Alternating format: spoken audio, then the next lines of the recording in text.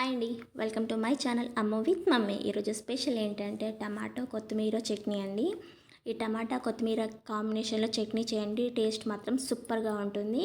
ఇప్పుడు మనం దానికి ఒక గిన్నె తీసుకొని అందులో ఆయిల్ వేడి చేసి పచ్చిమిర్చిని కొద్దిసేపు మగ్గించండి. అది మగ్గడం పూర్తయ్యాక అవి తీసి పక్కన వేరొక గిన్నెలో పెట్టి అవి చల్లారనివ్వండి. అవి చల్లారేలోపు మనం కట్ చేసి పెట్టుకున్న టమాటా ముక్కల్ని అందులో వేసి కొద్దిసేపు ఉడకనివ్వండి. అది ఉడికాక కొద్దిగా మగ్గాక కొత్తిమీర, కొంచెం పసుపు, మీ దగ్గర ఉంటే ధనియాలు కూడా వేసి ఒక 10-15 మినిట్స్ వాటిని సిమ్లో పెట్టి ఉడకనివ్వండి. ప్లీజ్ మీకు కనుక నా వీడియోస్ నచ్చినట్లయితే లైక్ చేసి సబ్స్క్రైబ్ చేయండి. ఇదిగో చూడండి, ఇలా అవుతుంది ఉడికాక. ఇప్పుడు వీటిని తీసి పక్కన పెట్టుకొని మిక్సీ పట్టుకోవాలండి. ఫస్ట్ మనం ఒక జార్ తీసుకొని అందులో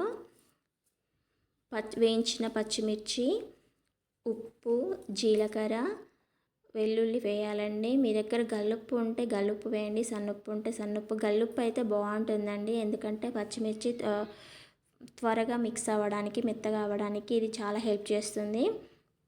ఆ తర్వాత టమాటాలు కూడా వేసుకొని మిక్స్ చేయండి. తర్వాత ఈ పేస్ట్ని మనం ఇలా తాలింపు చేసుకోవాలండి.